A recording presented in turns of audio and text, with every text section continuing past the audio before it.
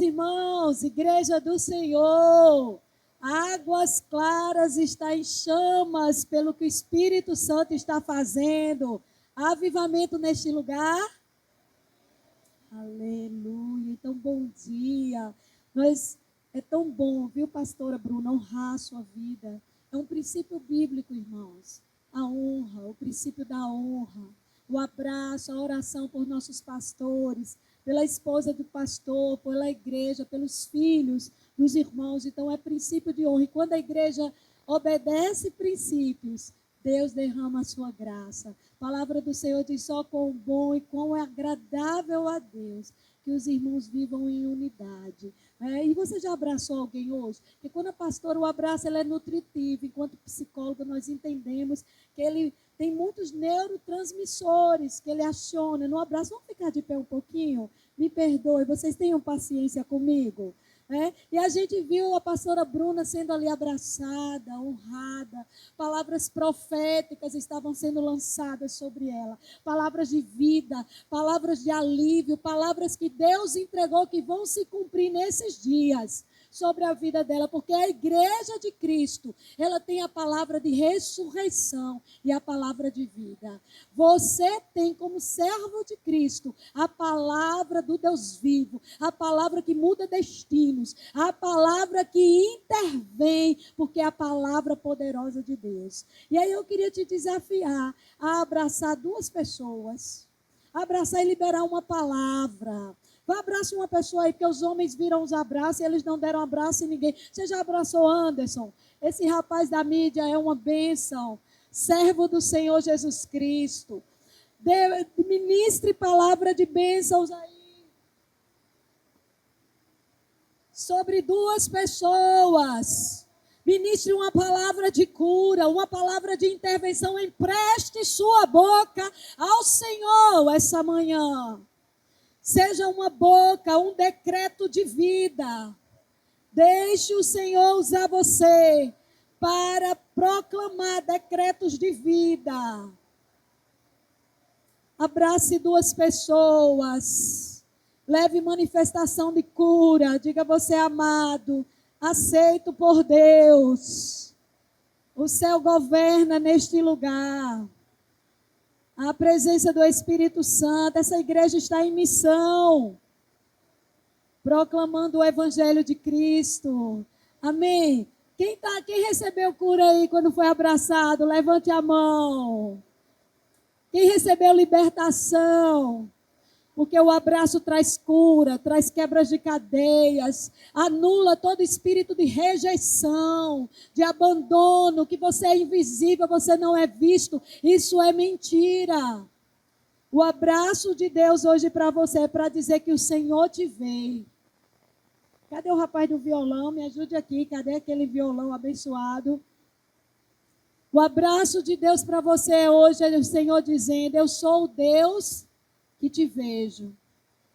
Eu sou o Deus que te conheço. Eu sou o Deus que te trouxe aqui. Esse abraço carrega uma mensagem. A mensagem que nós não somos um número para Deus. Antes de você chegar aqui, Deus sabia o teu nome. E Ele trouxe você aqui porque Ele quer falar contigo. Eu queria que você ficasse ligado. Ligado, porque o Espírito Santo nos trouxe aqui para mover as águas. O Espírito Santo está neste lugar. Essa igreja não tem brincado de ser cristã. Ela tem orado, ela tem ido às ruas, ela tem colocado a face no pó, dizendo: Senhor, nós estamos aqui para ver a manifestação do Senhor, para ver o Senhor, ó Pai, ter uma visão da Tua santidade nesse lugar. Porque quando nós vemos o Senhor, nós não somos mais os mesmos. Peça a Deus e: Senhor, eu quero ter visão do Senhor essa manhã. Eu quero ter visão do Senhor, eu quero contemplar o Senhor. Porque diz a palavra que quando nós contemplamos o Senhor, os nossos rostos não são mais o mesmo. Se o seu rosto entrou abatido, desesperançoso, dizendo: como aquele problema na minha casa vai se resolver? Eu queria dizer a você que quando você adora esse Deus, quando o teu rosto contempla esse Deus, o teu rosto é transformado. Lá no Salmo diz que quando nós contemplamos o Senhor, nosso rosto é iluminado. Nosso espírito abatido, cheio de preocupação, é transformado na esperança do que o Deus que nós servimos, Ele é Deus de intervenção, Ele é Deus de já, Ele é Deus do impossível. Ele é Deus que ainda restaura, Ele é Deus que ainda intervém, Ele é Deus que ainda intervém no nosso destino. Pode estar o esquife caminhando para a morte, mas o Senhor vai interromper. Pode ser que aquela situação, você está vendo que está descendo pela ladeira, está indo palavras de morte, mas o Senhor é aquele que interrompe o esquife e traz vida onde só tinha morte. Então Deus está trazendo vida a nós, porque em Efésios 2:1 diz que Ele nos vivificou. Você estava morto em seu pecado e eu também, mas diz que Ele nos deu vida e vida em abundância. Pai, o Teu Espírito governa neste lugar. Todo jugo está sendo despedaçado, Senhor. A Tua palavra diz, vem até Jesus, todos os que estão cansados e sobrecarregados. Senhor, estamos indo até Ti, levando nossos fardos, nossas cargas, nossos pecados, nossos problemas, e sabemos que não vamos sair daqui da mesma forma. Haverá alívio, haverá descanso sendo ministrado, Pai. Tudo que nós devemos fazer é confiar que o Teu jugo é suave, o Teu fardo é leve. Diga assim, eu troco o meu jugo. Diga assim, eu troco o meu jugo pelo jugo de Jesus essa manhã. Porque o jugo dele é suave, ele é leve. Vem aprender com ele, porque ele é manso e humilde. A força do homem não opera a justiça de Deus. É na mansidão de Jesus que Deus vai se manifestar na sua casa, porque o Espírito dele, ele é manso e humilde de coração. Diga, Jesus, eu quero a Tua natureza em mim, ser mansa e humilde, como o meu Salvador é. E a partir daí o Senhor estará operando, Pai. Que a Tua palavra, que não volte vazia, que não volta vazia, ela prospere, que aquilo que eu vi carregada aqui essa manhã, carregada da vida de Deus, seja derramada sobre o Teu povo. Que as nossas mentes agora estejam cativas à revelação de Cristo. As nossas emoções estejam agora sendo alinhadas com Deus, Pai. E que o Teu nome, Jesus, seja glorificado essa manhã para a glória e expansão do Teu reino. A igreja diz... Você pode aplaudir o Senhor dizendo, oh Deus bom.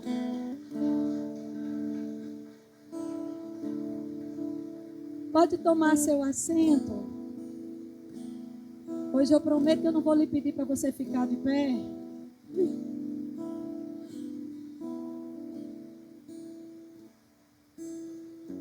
Vamos abrir a palavra do Senhor lá em Isaías capítulo 6.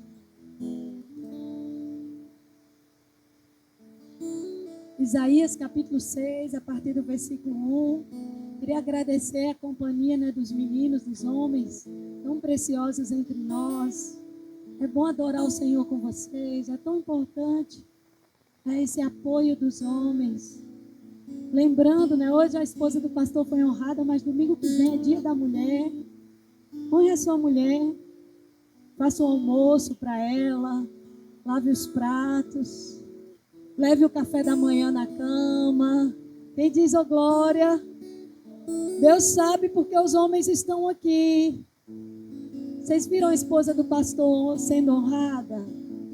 Honre a esposa, honre sua mãe, honre sua irmã. Diga, amor, prepare, planeje uma surpresa para honrar. Às vezes a gente não tem presente, mas o homem sabe cozinhar um feijão bom. Então você faz aquele almoço gostoso, aquele feijão delicioso e honra a vida dela. Afirme a sua esposa, afirme o valor de uma mulher. As suas filhas vão ver isso e elas vão receber cura. Quando o homem afirma o valor da mulher, toda casa recebe cura e restauração. Isaías 6, você encontrou? Diga assim, achei. Amém, glória a Deus. Diz assim, no ano da morte do rei Uzias, eu vi o Senhor assentado sobre um alto e sublime trono. e as abas de suas vestes enchiam o templo. Você está vendo esse templo ser cheio da glória de Deus? Cheio da santidade de Deus, e não é esse prédio que precisa ser cheio, somos nós. Antes Deus se manifestava em prédios feitos por edificações humanas, hoje o templo somos nós. Vós sois templo do Espírito Santo. Diga assim: o templo sou eu hoje, Jesus. O Espírito Santo podia morar em qualquer lugar, mas o Espírito Santo escolheu morar dentro de você. Serafins estavam por cima dele. Cada um tinha 6 asas. Com 2 cobriam o rosto, com 2 cobriam os pés e com 2 voavam. E clamavam uns para os outros, dizendo, vamos dizer juntos? Santo, Santo, Santo é o Senhor dos exércitos. Toda a terra está cheia da sua glória. Os umbrais das portas se moveram com a voz do que clamava, e o templo se encheu de fumaça. Então eu disse: ai de mim, Senhor, estou perdido, porque sou homem de lábios impuros e habito no meio de um povo de impuros lábios. E os meus olhos viram o Rei, o Senhor dos exércitos. Então um dos serafins voou para mim, trazendo na mão uma brasa viva. Diga assim: brasa viva. Brasa viva. Que havia tirado do altar com uma pinça. Com a brasa ele tocou a minha boca. Diga assim: tocou a minha boca. E disse: eis que essa brasa tocou os teus lábios. A tua iniquidade foi tirada e o seu pecado perdoado. Depois disso, ouvi a voz do Senhor que dizia: a quem enviarei? E quem há de ir por nós? Eu respondi: eis-me aqui, envia-me a mim. Aleluia. Neste congresso de mulheres, nós estamos falando sobre mulheres, homens, crianças, jovens, avançando no íntimo. E nós precisamos entender que Isaías foi um homem que ouviu o chamado de Deus. Você tem ouvido o chamado de Deus ecoar em seu coração? Porque a pergunta não é se Deus está falando, porque nós servimos um Deus vivo que fala. A pergunta é se eu estou ouvindo Deus falar. Porque Deus às vezes tem falado de diversas formas, de muitas maneiras, mas eu estou tão conectada com esse mundo, eu estou com tão os pés na terra, que eu não tenho ouvido o céu bradar. Às vezes meu coração está tão apegado às coisas terrenas, às dores, os problemas, as provações, que eu não tenho me despertado para ouvir o céu falar. Eu espero a Deus que hoje Ele te levante da terra um pouco, os pés na terra, para o seu coração tocar o céu, e você poder ouvir o que Isaías ouviu. Precisamos entender que muitas pessoas falam sobre escutatória. Há cursos de oratória, pastor, em todos os lugares. Todo mundo quer falar. É bênção falar? Diga: é, glória a Deus, minha irmã. Mas a gente tem 2 ouvidos e uma boca. Então diga: Deus está falando já contigo, irmã. 2 a 1 a gente já sabe. Mas muitos fazem cursos de oratória, mas ninguém tem feito curso de escutatória. Você já parou para ouvir seus filhos falarem? Tua esposa parou para ouvir alguém essa manhã? Todos nós queremos falar, mas nós precisamos parar para aprender a ouvir. Ouvir com o coração. Ouvir não com ansiedade, já querendo dar resposta, mas ouvir como um ato de acolhimento, de cura, de dizer: eu estou vendo a sua dor, irmãos. Eu estou escutando o seu clamor. E diz que Isaías, no ano que morreu o rei Uzias era um dos reis que governou por mais tempo na nação. E ele trouxe muita prosperidade. Tinha muita prosperidade. Mas o povo tinha muita prosperidade. Ele construiu um exército com mais de 300 mil carros e cavaleiros. E a nação vivia muito tempo de fartura e de prosperidade.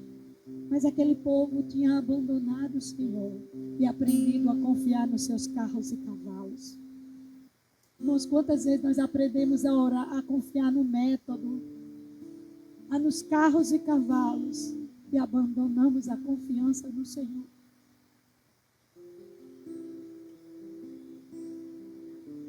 Às vezes confiamos na força do nosso braço e não confiamos na força do onipotente Deus, aquele que criou os céus e a terra pela palavra do seu poder, aquele que diz haja e algo no universo é criado e gerado.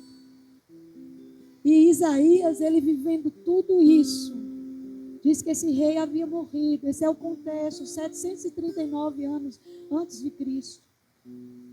E aí todos ficaram abalados. Porque, irmãos, nós vivemos tempo que as coisas abaláveis estão se abalando, para que o inabalável se revele. Há um inabalável no governo da tua casa, no governo dessa igreja, no governo do mundo e do universo. Há um trono inabalável, o trono de Deus. Nem a economia, nem a política, nada pode abalar o governo do nosso Deus. Ele é soberano, ele é poderoso, ele não é feito à imagem do próprio homem. Como um Deus que tem boca e não fala, tem ouvido e não ouve. Ele é um Deus verdadeiro, é um Deus que intervém na história, já interviu e ele intervém todos os dias. Precisamos entender quem é esse Deus. E aí nós entendemos o que você costuma fazer quando Deus vem lhe chamar. Que costuma, às vezes na madrugada, você já ouviu quando Deus puxa o lençol? Quem que já teve o lençol puxado por Deus e pelo Espírito Santo? Não é alma não, irmãos, é o Senhor. Levanta a mão, minha irmã, pronto. Deus costuma levantar, costuma puxar o seu lençol. Você vira feito panqueca na cama, cansado, querendo dormir, e de repente o seu lençol é puxado. O que você costuma fazer quando Deus vem lhe chamar? Aqui é a experiência de Isaías. Isaías era jovem. E a nação dele estava passando por essas dificuldades. E havia um ardor no coração de Isaías, que o povo retornasse para Deus. A esse ardor no seu coração. Quem nota que o mundo está decaído? Quem já assistiu aqui aquele filme Universo Inverso? Quem assistiu aqui aquele filme? Lá que é da coleção da Marvel. E aí você vai ver que o antiverso, tudo mexido no universo, fala da ordem natural das coisas. O quanto o mundo está em deteriorização. Mas quando o mundo está desintegrando, existe um trono que não foi abalado. É o trono e o governo de Deus. Você entende isso? Você entende que as coisas abaláveis, elas estão se abalando, mas as eternas e inabaláveis estão sendo sustentadas. Quando Deus vem te chamar, o que é que você responde? A maneira como você responde ao chamado de Deus pode mudar a sua vida e a vida de outras pessoas. A maneira como você responde ao chamado de Deus. Dona Maria está aqui. Prazer, viu, Dona Maria, lhe conhecer. Você é muito simpática, muito bonita. Dona Maria está aqui porque essa igreja ouviu o chamado de Deus e saiu nas ruas e bateu lá na porta de Dona Maria e falou desse Jesus e do amor dele. Todas as vezes que nós ouvimos o chamado de Deus, a nossa vida é transformada e a vida de outras pessoas também é transformada. Você tem ouvido o chamado de Deus para interceder pelos seus filhos, pela sua casa, para dar uma palavra de conforto ao vizinho? Terça-feira passada, Deus vinha falando muito no meu coração. A gente iniciou o nosso PGM lá em um grupo e Deus colocou no meu coração que eu devia chegar mais cedo, combinar com todo o PGM que a gente ia fazer um evangelismo, batendo casa a casa, oferecendo um abraço grátis às pessoas em uma oração. E Deus estava falando no meu coração. E eu bati em várias casas me receberam. Eu compartilhei do amor de Deus. Algumas casas que tinham enfermos, nós oramos. Porque Jesus, ele não levou só o pecado na cruz, ele levou enfermidades e doenças, amém? Nós precisamos de crer o evangelho como todo. Lá em Isaías está dizendo, ele levou sobre si pecados, ofensas, enfermidades e doenças estavam sobre ele. Então nós precisamos ministrar e crer no evangelho integral. E oramos por algumas pessoas ali, vimos Deus realizar a obra dele, porque é do jeito dele, é na manifestação. Nós oramos e quem faz é o Senhor. E aí quando eu saí na porta do condomínio, tinha um rapaz revirando lixo. E disse, eu te chamei aqui por causa desse rapaz. Os meus olhos começaram a chorar. Eu disse, é mesmo, Senhor, vou ter que encostar nos baldes de lixo? Jesus disse, vai, cheirosa. Vai, diga para essa irmã, vai, cheiroso. Você tem que ir onde o Senhor quer que você vá. Eu lá naquele condomínio, indo em tantas casas bonitas, de médicos, doutores. Deus disse, eu te trouxe aqui, porque eu queria que você falasse com esse homem. Eu me encostei ali naqueles baldes de lixo que seu Ivan, era o nome dele, me apresentei. Eu disse, Ivan, se eu te disser uma coisa, tu acredita? Ivan disse o quê? Eu me apresentei, disse o meu nome. Deus me trouxe aqui, porque ele disse que queria falar com você. E Ivan começou ali a chorar. Ivan começou ali a abrir o coração para mim. Eu pude revelar para ele. Eu disse, Ivan, eu não tenho como te ajudar com os teus problemas e as tuas dores. Mas eu posso te levar a um que curou as minhas dores e os meus problemas. E você pode ir a ele hoje, sem intermediário nenhum, se você crê que Jesus Cristo é o Verbo, é o Filho de Deus. Você recebe vida eterna e você recebe alguém que você vai entregar o volante da sua vida e nunca mais você estará sozinho nem desamparado. Irmãos, e depois daquela conversa de muito tempo com Ivan, eu fui expondo as escrituras a Ivan. E Ivan foi crendo, porque a fé vem pelo ouvir. Diga, a fé vem pelo ouvir. E ouvir a palavra de Deus. Não é ouvir a história dos 3 porquinhos. É ouvir a palavra de Deus. Eu fui expondo a Ivan o plano de salvação anunciado desde o Gênesis, a queda. E como Jesus Cristo tinha morrido na cruz pelos pecadores, eu e ele. Aquela cruz era minha, a condenação justa de Deus deveria recair sobre mim e sobre você. Não anuncie um evangelho antes de que explique a pessoa o pecado e a queda e os efeitos. Porque senão esse evangelho da graça não vai valer nada para quem não entende o quão separado de Deus estava. Cutuca esse irmão, você sabe que você estava morto, separado e inimigo de Deus? O evangelho é essa graça que vem reconciliar, não é coitadinhos não, é pessoas que atiravam pedra na cruz. Eu e você era essa pessoa. Olha aí para o seu irmão, não ache ruim não, diga, meu irmão, era eu e você. Esses rebeldes, esses inimigos de Deus, era eu e você. Que a gente entra na igreja achando que só tem santinho aqui. O pai é que sabe. O pai é que sabe como teve que trazer para ele. O pai é que sabe. Assim era a graça de Cristo Jesus. O evangelho, a gente precisa entender que é uma graça que custou alto preço. Nós estávamos decaídos, afastados de Deus, inimigos da cruz. No dia que Adão, o primeiro casal, escolheu desobedecer a Deus livremente, a serpente ofereceu a Eva uma possibilidade, uma suspeita sobre Deus. Sabe o que Deus disse? Às vezes nós vivemos suspeitando de Deus desde o Éden. Suspeitando de Deus, que Deus está nos escondendo algo. Que Deus não é tão bom quando Ele diz ser. Eu queria dizer a você, quem trouxe isso, essa mentalidade, foi o pecado que nos enganou. E nos passou de uma relação que antes era de confiança com Deus, para suspeitar de Deus. Quem é que suspeita se Deus é muito bom? Por que eu estou passando isso, pastora, se Deus é tão bom? O adversário quer levar você para um lugar de suspeitar de Deus, quando ele levou o primeiro casal. E é nessa suspeita, nessa desconfiança com Deus, que o homem quebrou a relação com Deus. E desde então, o coração dele tem se rebelado contra Deus. E aí a palavra de Deus diz que Deus envia várias alianças para restaurar o homem. Envia aliança com Abraão, com Isaac, com Jacó, e todas as alianças falham. Diga assim, tudo falhou. Os homens falharam. Mas Deus não desistiu de nós. E Ele envia Jesus Cristo. O Deus que se faz carne, vem habitar em nós para alcançar os rebeldes que não queriam Deus. E Jesus vem, essa é a razão do Evangelho. O justo, santo, perfeito, morre numa cruz por pecadores como eu e você. Quem aqui já teve um filho que já entortou a boca, um adolescente, quando você falava, ou não queria te ouvir, ou dava aquelas rabiçacas assim? Lá em casa tem duas aí, ou dava aquelas rabiçacas assim. Você era esse rebelde para com Deus, eu e você. E Jesus Cristo veio por amor, por mim e por você, para te resgatar.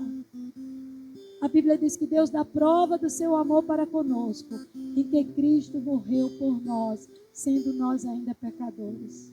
Diga assim, foi por mim, Jesus, que o Senhor morreu naquela cruz, para me dar uma vida em abundância.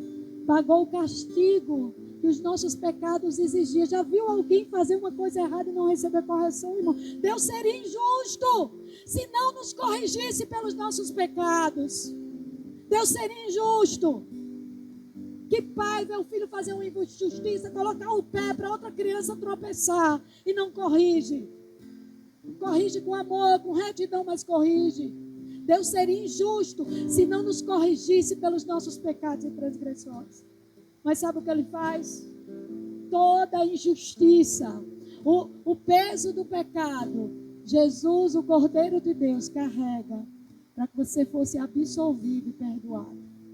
Você entende o que a cruz significa? Diga assim, eu fui perdoado, aceito por Deus, declarado justo, por causa do que Jesus Cristo fez por mim. Esse é o Evangelho. Se a gente não entender o preço da graça que foi pago, para nós foi de graça, mas para Deus custou tudo. Custou a vida do Filho dele perfeito, para que eu e você fôssemos ressuscitados com Cristo, fôssemos perdoados, justificados, dívida paga. Quem aqui gosta de boleto quando chega no final do mês? Eu fiquei animada porque fevereiro só tinha 28 dias e o meu boleto era dia 30. Eu disse, esse mês ele não vai chegar. Porque fevereiro é dia 28, pastor, os meus boletos não iam chegar. Lê do engano, chegaram mesmo assim. Imagine todos os seus boletos da sua vida toda. Alguém chega e diz, dívida paga. Dívida paga, receba, quem tem fé receba. Dívida paga, contas pagas. Você tinha um boleto infinito. Infinito, sua dívida e a minha. E Jesus chegou na cruz e disse assim, está consumado, Pai. A dívida dele e dela está paga pelo meu sangue na cruz. Você pode se alegrar por isso, porque se você não se alegrar por isso, nada mais o Evangelho da Salvação não vai poder te alegrar. Dívida paga, os meus pecados e os seus. A nossa natureza pecaminosa, irmãos, gerou uma dívida. Mas Jesus Cristo lá naquela cruz, ele disse, está consumado. O justo levou o preço que os pecadores mereciam pagar, para que eu e você fôssemos abençoados, perdoados, reconciliados com Deus. Você pode aplaudir essa graça? Não foi suas obras, não foi o seu comportamento de crente, bonitinho, crentei seu. Aqui só tem santo, não é, pastor? Igual lá em Estela Maris. Lá em Estela Maris só tem santo na igreja. A gente tem que lembrar, irmãos, do que Jesus fez por nós na cruz. Não é o nosso comportamento bonzinho. Porque Jesus não olha só o comportamento, ele olha a raiz é o coração. Jesus não olha mais só o adultério, Jesus olha a intenção do teu coração. Se você olhar para uma mulher desejando a intenção, Jesus olha a intenção, a raiz do comportamento. A psicologia TCC comportamental, ela modela muito comportamento, mas a Bíblia vai dizer que tem algo que é de onde vem os comportamentos, é o coração. Jesus disse que de lá vem os homicídios, a mentira, o engano, os adultérios vêm do coração. E sabe o que Jesus faz com o coração? Ele disse, eu vou arrancar de você o seu coração de pedra, tendencioso ao pecado. Eu vou te dar um coração novo, um coração de carne. Quem recebeu esse transplante aqui? Sabe por que você veio para a igreja hoje? Porque o seu coração não é mais de pedra. Você tem sede da palavra. Você tem sede de avivamento. Você tem sede e fome de Jesus. Você não quer só modelar o seu comportamento, deixar a pornografia.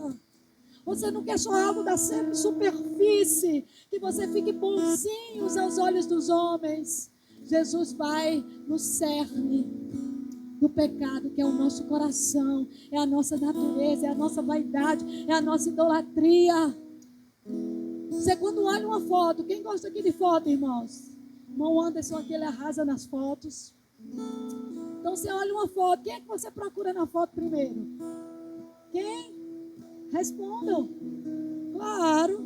Por quê? Porque sua natureza e a minha é egoísta. Diga assim, é egoísta. É egóica. Primeira pessoa que você vai procurar numa foto coletiva é a sua imagem. Deixa eu olhar se eu sair na foto do meu esposo. Quando ele tira uma foto, ele amplia mais. Ai, se ele não ficar bem. Eu não tenho problema com isso. Eu tiro foto abrindo a boca, pregando, só Deus sabe. Ele olha a tela e amplia. Não fiquei bem. Exclua a foto. Somos vaidosos, egóicos, egoístas. Mas quando Jesus arranca o nosso coração de pedra e coloca o coração de carne, nós nos levantamos e vamos lá na casa de Dona Maria dizer que Jesus se importa com ela. Nós deixamos a nossa pia de prata e vamos lá na casa de Dona Maria orar por ela. Nós deixamos de olhar para nós mesmos, para olhar para o nosso próximo e dizer, irmão, Jesus está com você. Você precisa de algo, de oração. Lá em casa, pão e batata tem. O que tiver eu divido, metade para mim, metade para tu. Porque Jesus arrancou o coração de pedra. Ele colocou em nós o coração de carne. Você está entendendo? A visão de Isaías é a visão da santidade de Deus. Todos nós temos um chamado. Diga assim, eu tenho um chamado de Deus. Você está ouvindo esse chamado? Qual é o teu chamado? Existem 3 grupos de pessoas. Como elas se comportam em relação ao chamado? O primeiro grupo de pessoas ainda não descobriram qual é o seu chamado. Tem alguém assim? Pastor, eu ouvi esse tal de chamado, mas eu ainda não sei qual é. Levanta a mão, não fica com vergonha não. Não sei não qual é esse tal de chamado não. Já vi esse irmão chamado, mas ainda não sei qual é o meu. Primeiro grupo, nós precisamos entender o chamado do Senhor. Segundo grupo, as pessoas que sabem qual é o seu chamado, mas não priorizam. A palavra de Deus diz que aquele que sabe que deve fazer o bem e não faz, não está escutando o chamado de Deus. Você sabe quando deve fazer o bem, estender misericórdia, perdoar alguém, que você não estava falando com ele, que você não queria nem ver a cara dele. Jesus disse que enquanto você estiver no caminho com teu irmão, se reconcilia com ele. Sabe por que o povo de Deus às vezes não tem prosperado financeiramente? A vida não flui por causa da ausência de perdão.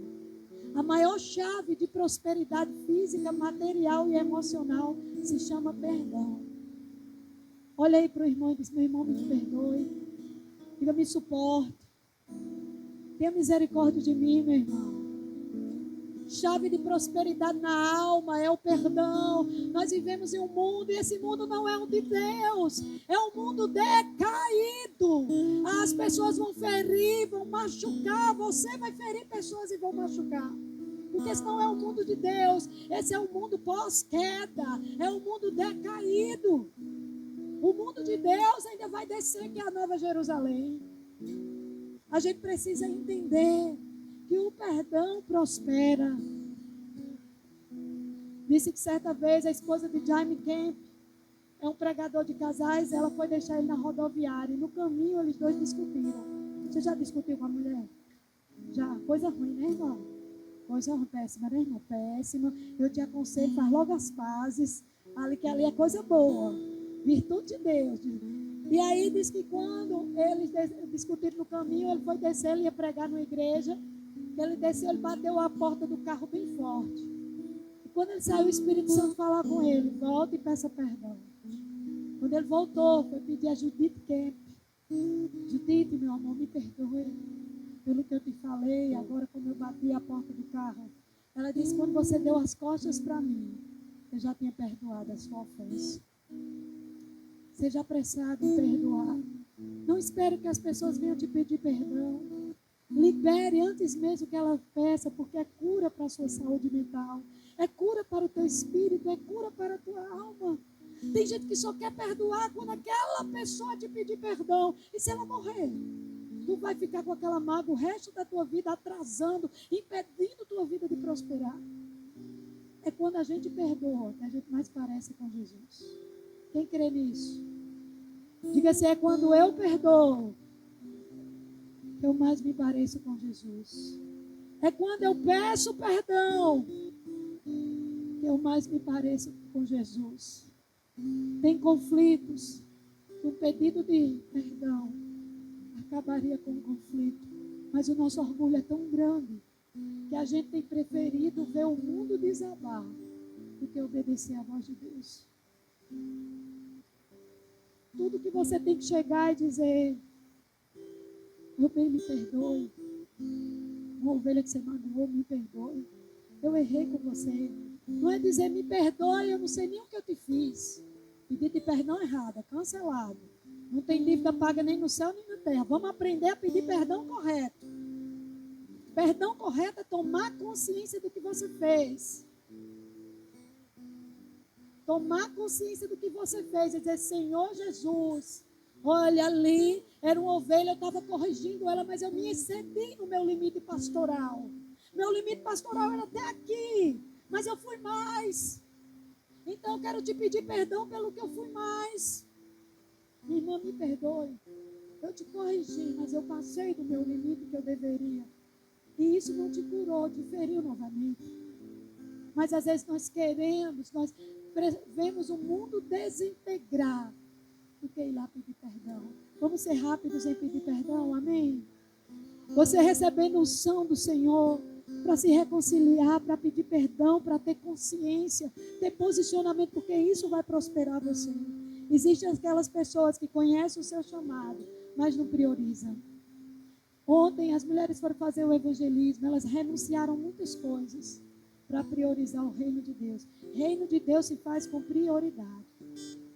Mateus 6,33 diz, mas busque em primeiro lugar o reino de...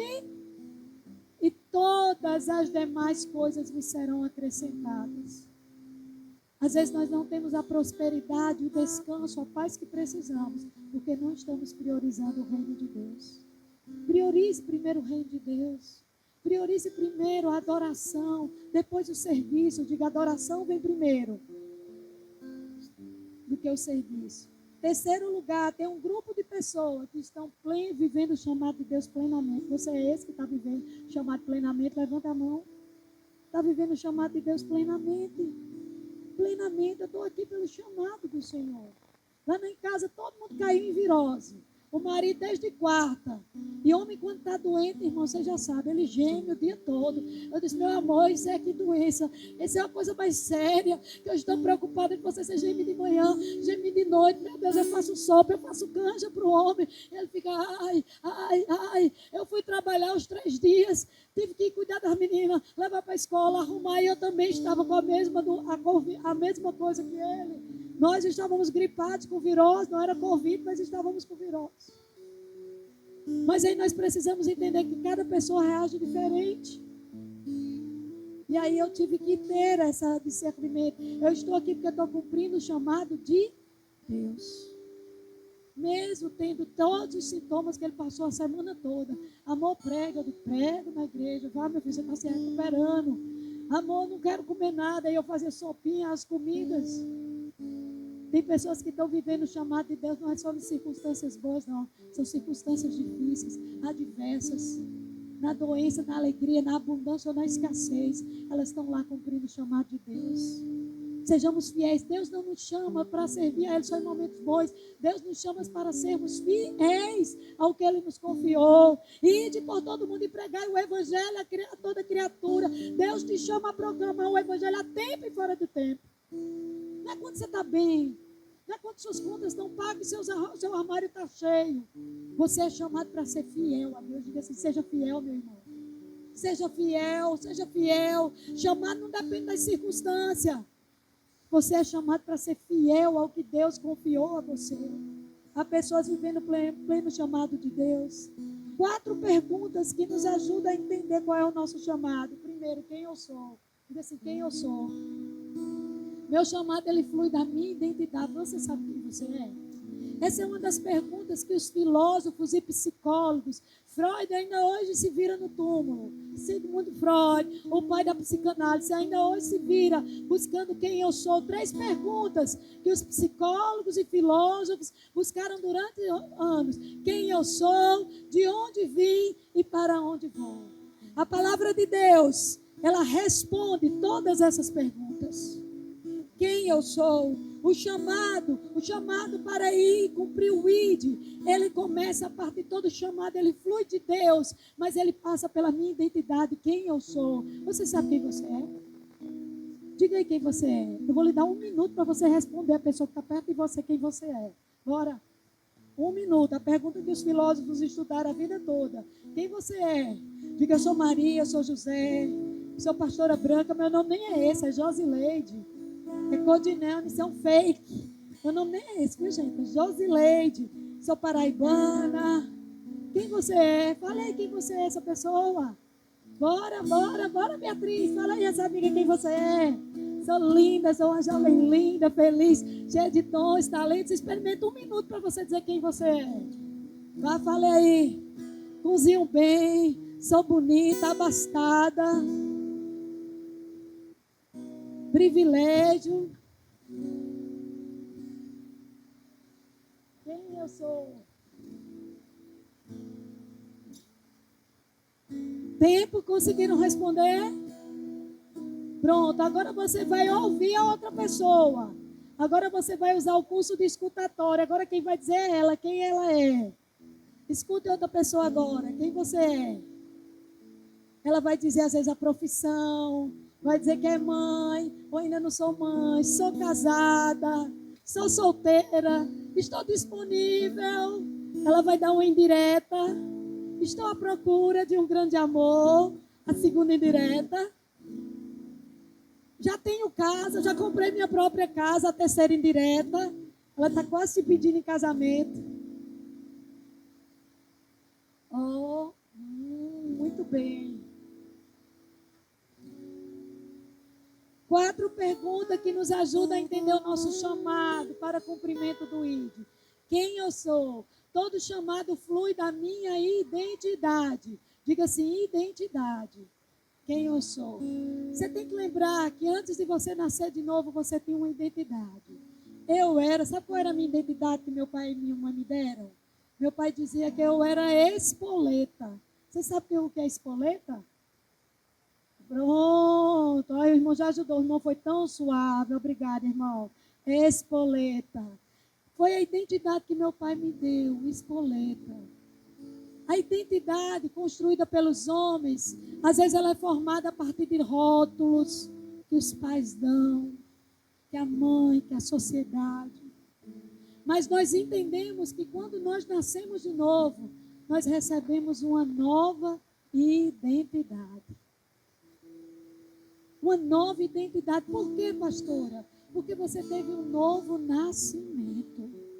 O chamado flui, não é a partir do seu chapéu, pastora, esposa de pastor, ministro de louvor. O chamado não flui do chapéu, não flui da graduação que você tem, não flui da importância social que você tem. O chamado flui de Deus para a identidade de quem você é.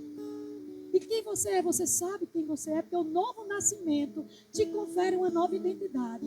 Eu olho para a antiga espoleta e olho para a nova. Olho para a antiga espoleta e olho para a nova. Eu recebi uma nova identidade. Eu sou uma mulher mansa como Jesus é. Você dá glória? Vocês não sabem, mas pergunta o pastor Carleiro que vai dizer. Nova identidade. A Bíblia vai dizer lá em Coríntios que nós recebemos uma identidade. Logo, todo aquele que está em Cristo se tornou uma nova criação. A velha vida acabou e uma nova vida teve início. Da glória, glória!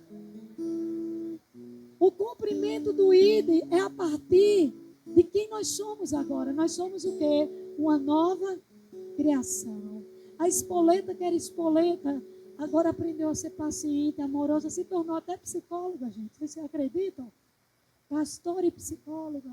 A espoleta que não ia para casa, não engolia desaforo nem sapo, aprendeu a engolir. Por causa de Cristo, ela aprendeu a engolir. Não é sapo, não. É 1, é 2, é 3. Quando o marido faz para cara feia que está com virose, eu vou lá e digo: oi, meu amor, olha a sopinha que eu trouxe para você. Ele fica enjoado quando está doente, viu? Mas em vez de reagir, eu fui e levei um suquinho para ele de beterraba, com limão. E aí ele ficou menos azedo e passou o dia melhor. Você dá glória comigo? O amor, ele rompe barreiras. A nova identidade, quem você é em Cristo Jesus. Lloyd Jones, que é um grande teólogo, ele disse: nossa maior necessidade é nos tornarmos quem já somos em Cristo. Diga: minha maior necessidade é me tornar quem eu já sou em Cristo Jesus. Quando você passou pelo novo nascimento, você já recebeu um novo coração. Se você era uma mulher rancorosa, Cristo lhe deu um coração agora perdoador, benigno. O seu maior desafio é tornar-se a pessoa que Cristo já lhe transformou para si. Você entende que você recebeu uma nova identidade? Porque você está vivendo de acordo com a sua velha, aceitando que os mesmos rótulos perdurem sobre a sua vida. O chamado flui a partir de quem nós nos transformamos.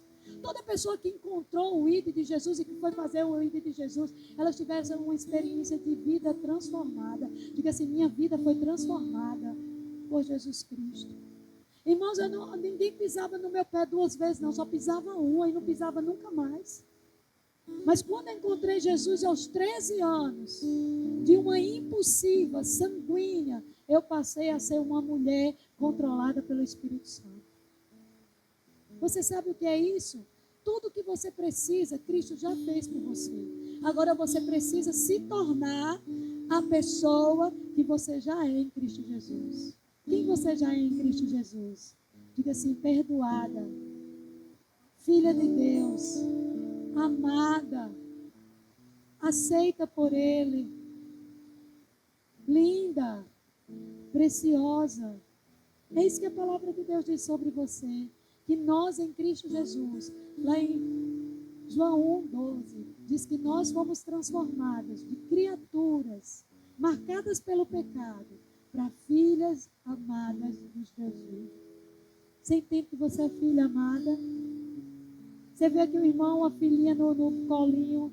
Ai de quem tocar naquela menina, meu irmão. Pai. E a mesma coisa é você para Deus. Ai de quem tocar no fio de cabelo loiro desse. A gente precisa entender quem você já é em Cristo Jesus.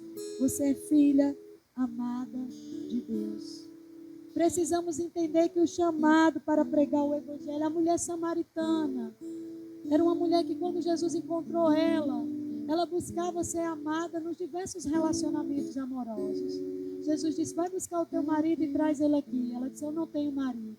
Jesus disse: você dissestes bem, porque já tivesse 5 maridos, e o que você tem agora não é seu. Ela estava no 6º relacionamento. O que é que aquela mulher buscava, irmãos? Naqueles relacionamentos diferentes, ela buscava ser amada. Ela buscava se sentir valorizada, amada, protegida por alguém. Mas ela nunca encontrou isso. O dia que ela encontrou Jesus no poço de Sicar, ela encontrou o amor que nenhum homem tinha sido capaz de dar a ela. E naquele dia, a vida da samaritana foi totalmente transformada. E aí ela saiu e foi contar ao povo de Samaria que tinha encontrado o Messias. Pastor Gerson, o ID só pode ser cumprido se nós entendermos a nossa experiência de transformação com Jesus, quem já somos nele.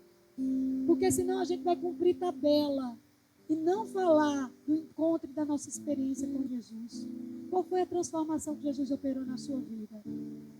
Ó, pastora, antes eu quebrava o cabo de vassoura em todo mundo. Hoje, eu sou uma mulher que conto até 10. Esmurro meu próprio corpo para não blasfemar de Jesus, não envergonhar. Luto, pastora. Tem algumas lutas dentro de mim. Mas eu luto porque eu tenho uma consciência de Cristo vivo dentro de mim. E eu não quero ser quem eu era antes. Quem se encontra nessa condição, levante a mão aqui.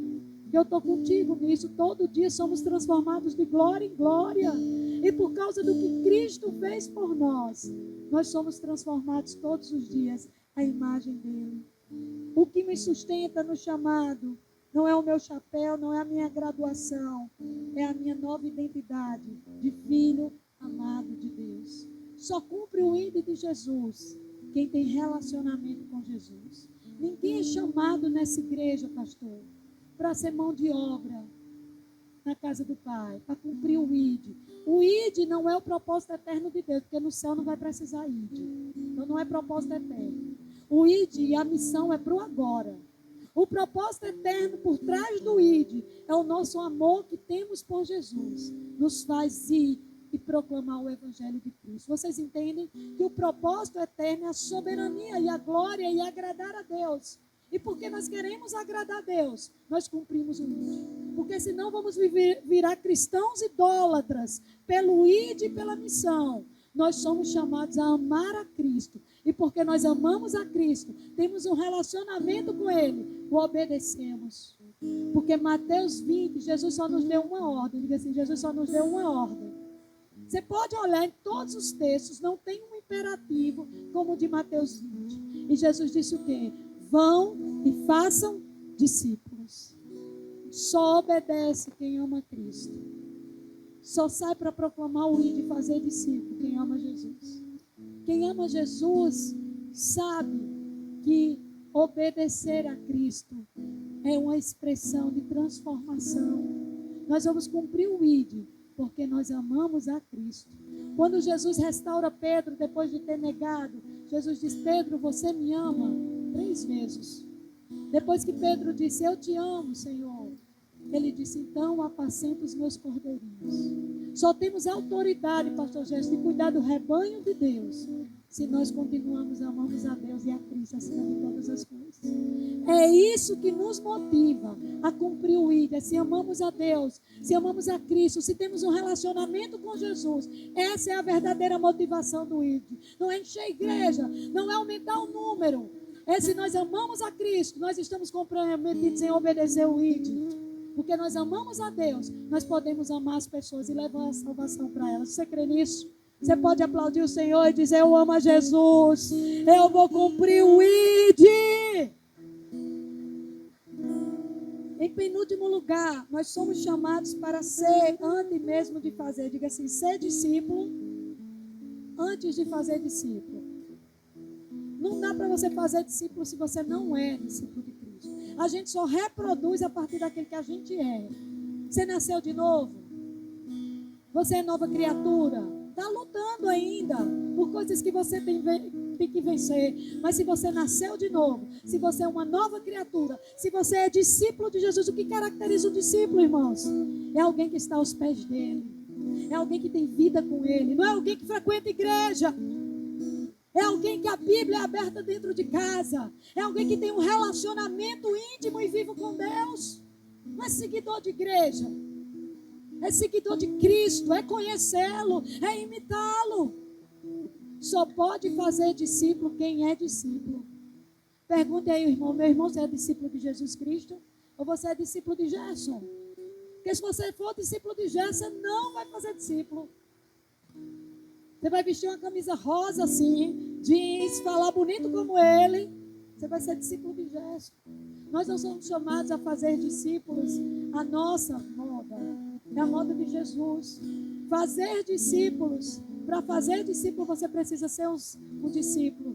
Discípulo é aquele que está aos pés do mestre.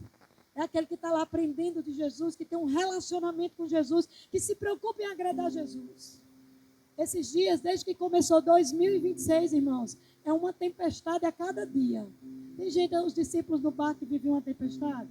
Lá em casa tem sido uma a cada dia. Mas a cada dia Jesus nos salva de uma forma. Você crê? Diga, tem tempestade, mas a cada dia tem milagre. Tem tempestade, algumas delas Jesus está na proa do barco dormindo. Parece que ele está dormindo, mas quando a gente chama ele, ele vem e nos socorre. Tem tempestade que ele vem no mar para nos encontrar e nos salvar. Tem tempestade que a gente está andando sobre as águas, mas de repente a gente tem medo se vai conseguir e afunda. Mas em todas elas, Jesus vem ao nosso encontro para nos salvar. Diga assim: Jesus vem. Jesus vem ao meu encontro, andando sobre as águas, Ele vem e me socorre, Senhor. E aí, desde esses dias, nós estamos entrando num novo mês agora, mas nós entendemos que o nosso chamado é para estar aos pés dele como discípulos. Como é que os discípulos foram? Pedro disse: é o Senhor, manda eu ter contigo. Jesus disse: vem, Pedro. E ele começa a ir no meio da tempestade. Você é discípulo, você é chamado a ter experiências com Jesus, a andar sobre as águas, a ter experiências de provisão com Deus extraordinárias. Esse ano minha filha estava precisando entrar no cursinho. Ela terminou o ensino médio, mas a nota do Enem não foi suficiente para ela passar na faculdade. Eu disse: filha, vamos aguardar o Senhor. Eu não tinha recursos para matricular minha filha no cursinho. E eu passei 30 dias orando ao Senhor, pedindo intervenção, irmãos, e acredito, foi os 30 dias mais difíceis de escassez de recursos que eu vi. Mas eu sabia o Deus a quem servia, que Ele não é um Deus das circunstâncias nem a economia, Ele é o Deus grande e fiel. Irmãos, e quando chegou no dia que o cursinho abriu, Deus mandou exatamente o valor da matrícula do cursinho da minha filha. Porque Ele é o Deus de já. Ele é o Deus que supre. Ele é o Deus que os que caminham com Ele de nada terão falta, irmãos. Mas às vezes nós precisamos viver uma experiência com Deus. Nós precisamos orar, nós precisamos buscar, viver uma entrega com Deus para aprender o que é dependência. Saber que a gente não depende do cartão que está no bolso, a gente depende do Senhor fiel, Deus forte, provedor, que cuida de nós e dos nossos filhos. Todo dia que ela vai para o cursinho, eu digo: lembre, você está vivendo a provisão de Deus. Você está vivendo o cuidado de Deus. Não é porque eu e seu pai temos dinheiro, não. Não é porque eu sou psicólogo e tenho 2 clínicas, não. Você está vivendo a provisão de Deus. Precisamos revelar à nossa família a provisão de Deus. A providência de Deus. Essa casa foi Deus. Essa roupa que eu vesti foi Deus. Esse prato de feijão hoje foi Deus. Quando vivemos a provisão de Deus, nós temos a experiência da glória dEle. Porque não adianta depender do nosso bolso, do nosso braço. Nós vamos virar ateístas com a nossa prosperidade. Precisamos aprender a depender de Deus em cada tempestade. Você está vivendo tempestade? Deus já está vindo ao teu encontro. Deus está vindo andando sobre as águas. Jesus vem, Ele não falha. Ele vem na tua casa e na minha casa. Porque Ele é um Deus fiel. Somos chamados, antes de fazer discípulos, a sermos discípulos. Você pode ficar de pé, irmão? A gente pensar que está acabando. Você é chamado por Deus a proclamar o ID. E você é chamado muitas vezes como um curador que foi ferido, mas que foi transformado por Deus também. Porque tem muitas pessoas que estão ficando presas no estágio da dor. Mas, irmãos, os 10 leprosos foram curados no caminho da obediência. Os 10 leprosos procuraram Jesus. Jesus deu uma orientação: vão e se mostrem ao sacerdote. Foi nesse caminho da obediência que a lepra sumiu no corpo deles. Tem crente que está esperando as coisas melhorarem para obedecer. É no caminho da obediência que o milagre chega. Diga aí, irmão, sossega, é no caminho da obediência. É no caminho, enquanto você está indo pedir perdão. É no caminho da obediência que a restauração chega.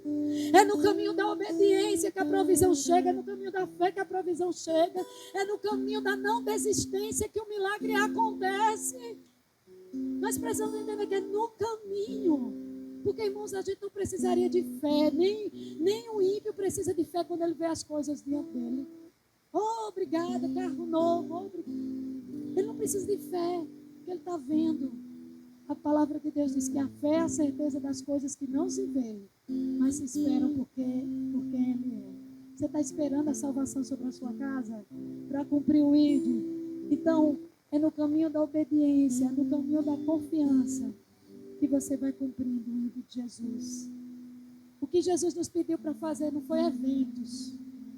Jesus nos pediu para fazer discípulos. Jesus não pediu para arrecadar cestas sociais e fazer obra social. Jesus nos pediu para fazer discípulos. Tudo que nós fizermos precisa ter um único objetivo: fazer discípulos. Se a mídia, Anderson aqui na mídia, o objetivo de Anderson é fazer discípulos. Ajudando as pessoas a acompanharem o culto em casa para que elas tenham fé. Ensinando a palavra de Deus, ensinando as pessoas a guardar a palavra de Deus. Jesus confiou à igreja uma tarefa. Não foi fazer evento, não foi alimentar todos os famintos. Jesus confiou à igreja a tarefa de fazer discípulos. Como é que se faz discípulos, irmãos? Cuidando das crianças, como a irmã está fazendo aqui, as mensageiras, orando, incluída na igreja, aprendendo. Fazer discípulos, não é fazer evento, show. A coisa principal, o desafio da igreja é fazer a coisa principal, a coisa principal. Diga assim, fazer da coisa principal a coisa principal. Qual é a coisa principal da igreja? Fazer discípulos. Qual é a sua principal tarefa no reino? Fazer discípulos. Como é que a gente faz discípulos, pastora? Primeiro, Jesus decide fazer discípulos, batizando. Não podemos, hoje temos muitos agregados na igreja. É o batismo em nome da Trindade que faz com que a pessoa se filie ao corpo de Jesus Cristo. Tem alguém aqui que não é batizado, mas que deseja ser batizado? Levanta as suas mãos. Discípulo de Jesus, amém? As mensageiras aqui levantando a mão. Muito bem. Porque aquele que se torna discípulo de Jesus deve ser batizado em nome do Filho e do Espírito Santo. É o batismo no nome da Trindade que faz com que a filiação dele, ele seja filiado ao corpo de Jesus Cristo. Como é que eu faço discípulos, pastoras? Ensinando. Diga assim, ensinando. Não é passando tempo, é ensinando. Não é no Netflix, é ensinando. Ensinando a guardar tudo. Não é guardar um pedaço do Evangelho. Não é querer só as bênçãos e os milagres e esquecer de ler o restante da Bíblia. É ensinando a guardar todas as coisas. Diga assim, todas as coisas que agradam o coração de Deus estão aqui na palavra. Eu preciso conhecer. Porque quem quebra o princípio te quebra de volta. Aí você segue Deus, mas não entende porque a vida está toda quebrada. Porque não adianta seguir Deus, seguir Jesus e não seguir os princípios. O princípio vai te quebrar de volta. E você não vai entender porque você está seguindo Jesus e a tua vida está toda quebrada. Porque você está quebrando princípios espirituais. Quem quebra princípios espirituais, o princípio te quebra de volta.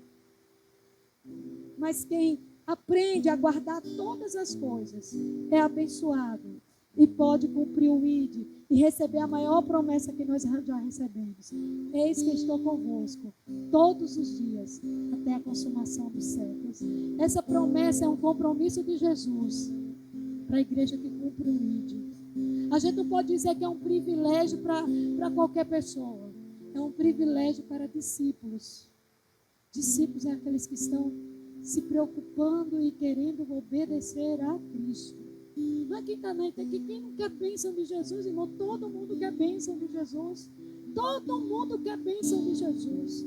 Mas discípulo não é só aquele que quer bênção. Discípulo é aquele que quer obedecer a tudo que o Mestre ensinou. Amém? Você é discípulo de Jesus? Levante a mão e diga: eu não sou membro de igreja apenas, não. Frequentador de igreja, eu sou discípulo de Jesus. Eu quero um relacionamento com Jesus íntimo e profundo. E eu quero fazer o que mais agrada o coração de Jesus, que é fazermos discípulos, é ensinarmos outras pessoas onde tem a água da vida. Diga: eu não sou a água da vida, mas sou a torneira que a água da vida vai jorrar. Diga: eu sou a torneira de Deus. Na minha rua eu sou a torneira que a água da vida vai jorrar. Na minha casa eu sou a torneira que a água da vida vai jorrar. A água da vida é Ele, mas nós somos a torneira. Diga assim: eu sou a torneira de Jesus. Eu vou dar de beber a quem tem sede, porque Ele é a água da vida, mas eu sou a torneira que vai saciar os sedentos. Pai, nós te agradecemos, porque essa igreja está comprometida com Cristo, Pai. Ela está comprometida na missão, em cumprir o ID, Pai, em se importar com o que o Senhor se importa. E o Senhor Senhor se importa com vidas, Pai. Quando nós se importamos com vidas, Senhor, nós saímos do nosso egoísmo. Não olhamos apenas para os nossos problemas, mas olhamos para aquilo que te agrada. E o que agrada a Deus é conhecê-lo, é se deleitar nele, é estar aos pés de Jesus e é ganhar outros e compartilhar desse amor que recebemos. Então, Pai, muito obrigada que o Senhor tem levado dessa igreja nessa direção.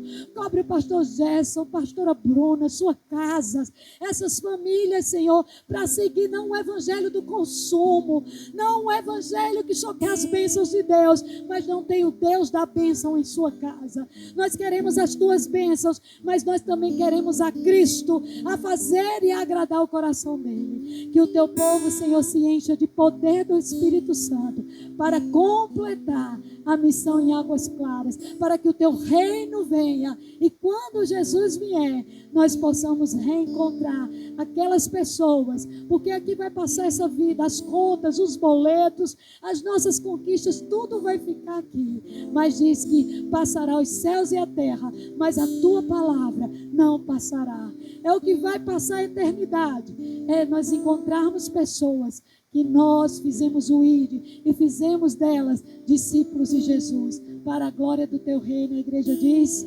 amém. Aplauda ao Senhor, diga que Ele é bom.